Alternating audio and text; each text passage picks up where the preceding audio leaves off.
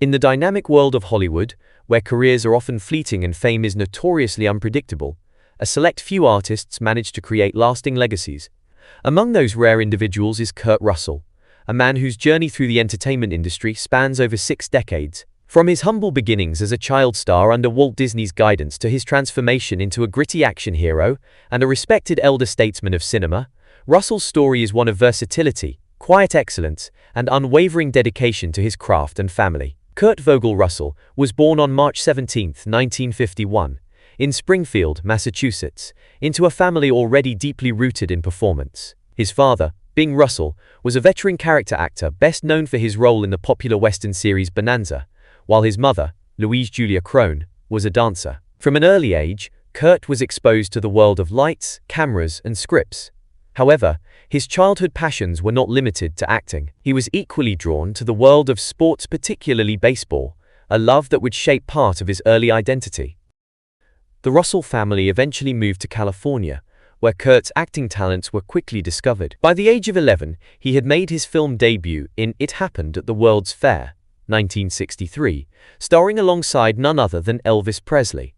Yet, despite his growing involvement in film and television, Kurt continued to dream of a career in professional baseball. His dreams came close to realization when he played in the minor leagues for the California Angels organization. Unfortunately, a shoulder injury forced him to retire prematurely, turning his full attention back to acting, a field in which he would go on to achieve enduring success. Kurt Russell's early acting years were dominated by his long-standing contract with Walt Disney Studios.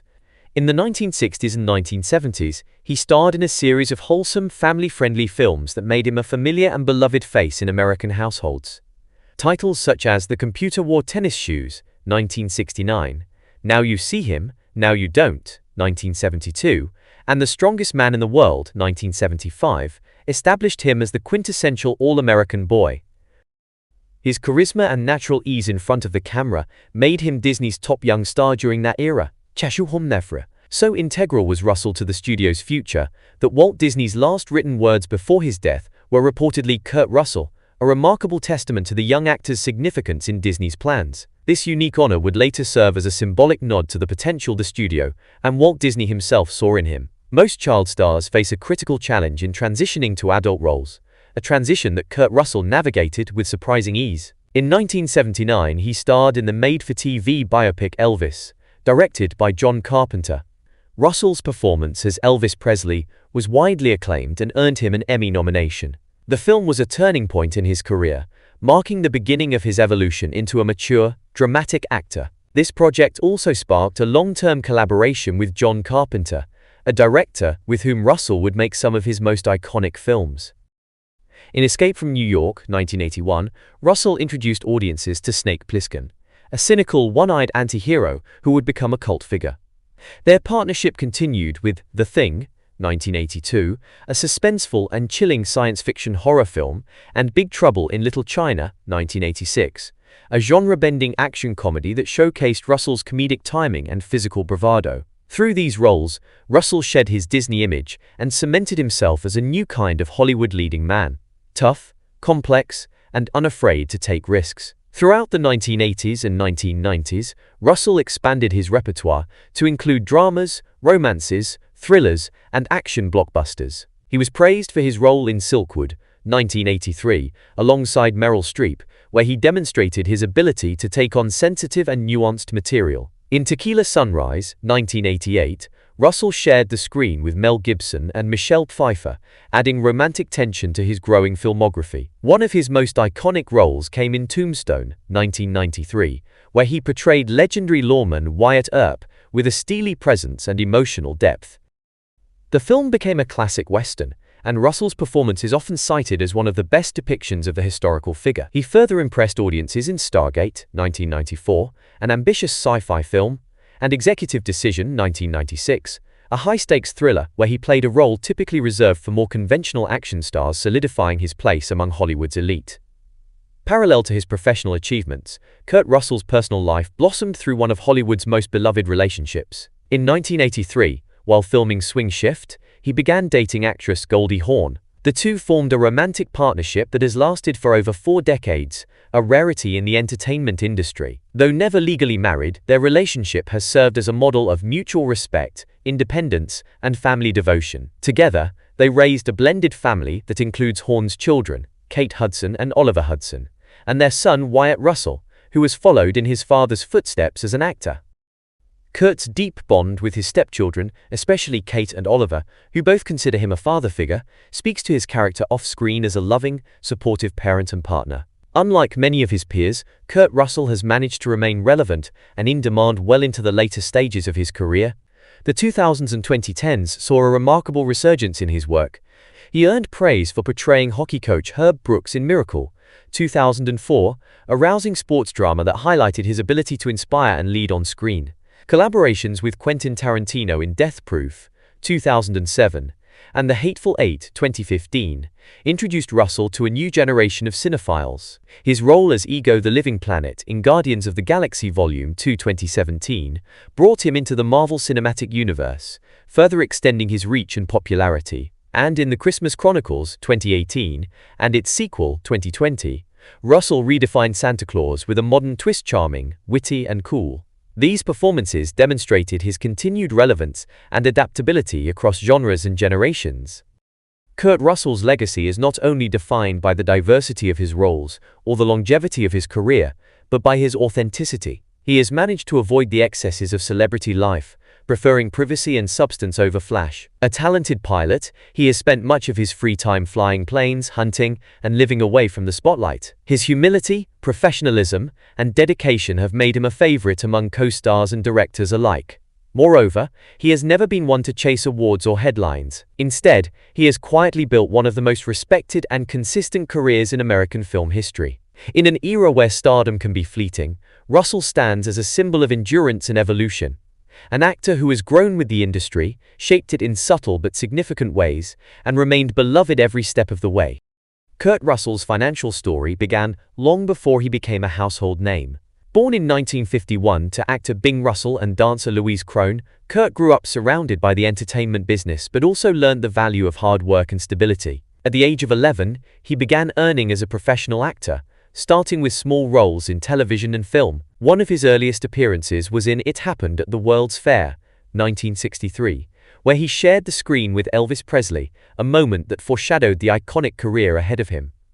In the mid-1960s, Russell signed a long-term contract with Walt Disney Studios, a partnership that would define his early years. He starred in a string of family-friendly hits, such as The Computer Wore Tennis Shoes and The Strongest Man in the World, becoming Disney's most bankable teen star. Although Disney's salaries were not excessive, they provided young Kurt with a steady income and financial discipline. During this period, he was not just an actor, but also a promising athlete, playing minor league baseball with aspirations of going professional. Unfortunately, a shoulder injury ended his baseball dreams, but the foundation for a lucrative acting career was already laid. The 1970s and early 1980s marked a pivotal transition in Kurt Russell's career and earning potential. Determined to shed his image as a child actor, he took on more serious and complex roles. His portrayal of Elvis Presley in the 1979 television film Elvis, directed by John Carpenter, earned him critical acclaim and his first major paycheck as an adult actor. It also marked the beginning of a creative partnership with Carpenter, which would elevate both his artistic credibility and his income. Over the next decade, Russell starred in several cult classics that would eventually become financial boons through box office profits, home video sales, and merchandise rights. Films like Escape from New York, 1981, The Thing, 1982, and Big Trouble in Little China, 1986, did not always dominate theaters upon release, but they gained enduring popularity over time. These roles helped Russell command higher salaries, ranging from several $100,000 to multiple millions per film. By the late 1980s, he had secured his place as a top-tier Hollywood actor. The 1990s were arguably the most financially rewarding years of Kurt Russell's career. During this decade, he starred in a series of commercially successful films that paid him between $5 million and $10 million per project. These included hits such as Tombstone, 1993, where he portrayed Wyatt Earp; Stargate, 1994, a science fiction blockbuster; Executive Decision, 1996, a suspenseful action thriller. Breakdown, 1997, a gripping survival drama. These films not only cemented Russell's reputation as a versatile and dependable lead, but also increased his appeal to studios seeking bankable stars. In some cases, he negotiated back-end deals, allowing him to earn a share of the film's profits, an arrangement that could significantly boost an actor's total earnings if the movie performed well at the box office or in video sales. While Kurt Russell's individual talent brought him wealth, his long-term relationship with actress Goldie Hawn strengthened their collective financial empire. The couple began dating in 1983, and, though they never legally married, they have lived as full partners for over 4 decades. Together, they have made smart investments in real estate, purchasing and selling homes in Los Angeles, Aspen, and Vancouver, among other places. One of their most well-known properties was a luxurious estate in Aspen, Colorado, which became a favorite retreat for the family. Over the years, the real estate market in such areas soared, significantly increasing the couple's assets. Though each star maintains their own financial independence, Goldie Hawn is estimated to have a net worth of around $90 million. Their joint decisions have multiplied their wealth and security. Their family-oriented lifestyle, grounded in privacy and simplicity, contrasts with the lavish excesses of many Hollywood elites. This down-to-earth approach has likely helped preserve and grow their net worth over the years. Kurt Russell's relevance and earning potential did not fade with age. In fact, the 2000s and 2010s brought renewed financial success. His role as Coach Herb Brooks in Miracle, 2004, was both critically acclaimed and financially rewarding. His collaborations with Quentin Tarantino, particularly Death Proof, 2007, and The Hateful Eight, 2015, introduced him to a younger generation and proved he could still lead in demanding, character-driven roles. In 2017, Russell joined the Marvel Cinematic Universe, playing Ego the Living Planet in Guardians of the Galaxy Volume 2. Marvel films come with enormous paydays, and Russell reportedly earned between $5 million and $8 million, with additional performance bonuses based on the movie's box office success. In 2018 and 2020, he starred as a reinvented Santa Claus in The Christmas Chronicles and its sequel, 2 Netflix original films that became holiday favorites. Netflix, known for paying generously to secure big names,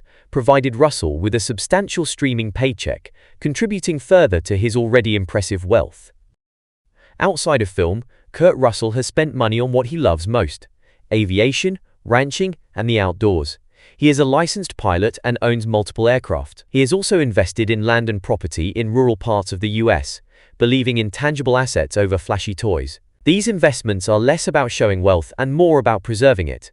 Russell has never been one for the red carpet lifestyle. He avoids social media, rarely seeks publicity, and prefers to keep his personal life private. This quiet approach to wealth has served him well, allowing his finances to grow steadily without public drama or reckless spending. Kurt Russell's $100 million net worth is not the product of overnight success or viral fame. Rather, it is the result of decades of disciplined work, financial savvy, and personal integrity. From his early years as Disney's golden boy to his roles in gritty sci-fi and action films, and now as a respected veteran of film and streaming, Russell has adapted to each phase of his career without losing sight of who he is. In a world where many stars burn bright and fade quickly, Kurt Russell has chosen a slower, steadier path, one marked by wise choices, enduring talent, and genuine relationships. His financial story is a reflection of the man himself: reliable, enduring, and quietly exceptional. As both a screen icon and a savvy steward of his fortune, Kurt Russell continues to shine as one of Hollywood's most respected figures, both on screen and behind the scenes.